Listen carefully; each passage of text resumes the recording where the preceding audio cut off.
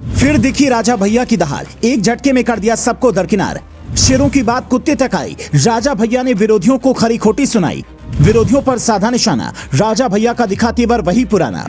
प्रत्याशियों के लिए जनसभा कर ताकत झोंकी, फीके पड़ गए विरोधी। यूपी में चुनाव हो, आजम खां और राजा भैया का जिक्र ना हो, ऐसा हो ही नहीं सकता।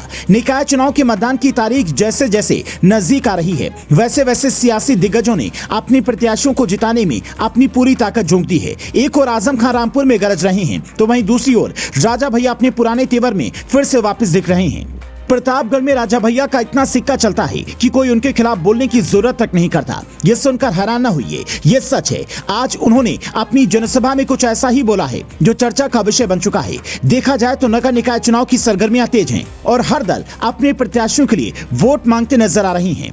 चुनावी मैदान में राजा भैया की भी पार्टी है, ऐसे में सबकी नजर प्रतापगढ़ की कुंडा पर भी है। यहाँ पूर्व मंत्री रघुराज प्रताप सिंह उर्फ राजा भैया की पार्टी जनसत्ता दल से उषा सिंह मैदान में है।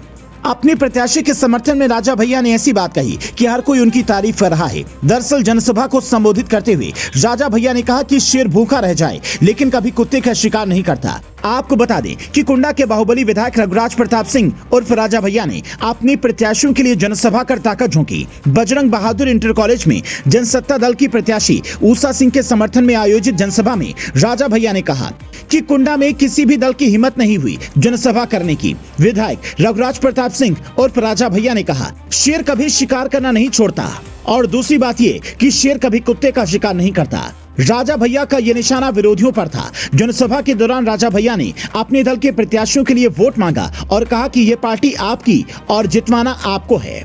जनसत्ता दल ने इस बार नगर निकाय चुनाव में 3 प्रत्याशी उतारे हैं। कुंडा में उषा त्रिपाठी, डेरवा में कुंवर बहादुर पटेल, हीरागंज में निर्मला देवी जनसत्ता दल के सिंबल पर आरी पर चुनाव लड़ रही हैं।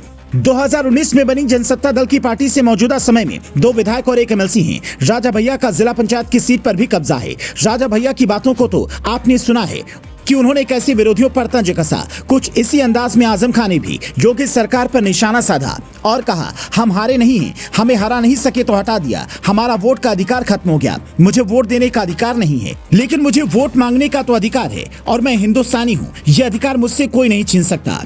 बता दें कि यूपी चुनाव को लेकर हर ओर सियासी संग्राम दिख रहा है। बीजेपी, सपा और राजा भैया की पार्टी अपने प्रत्याशियों को जिताने के लिए कोई कोर कसर नहीं छोड़ रही है।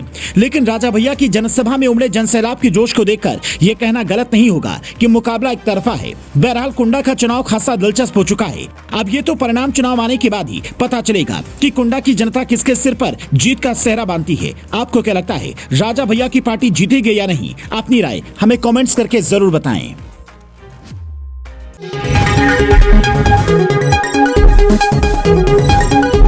What?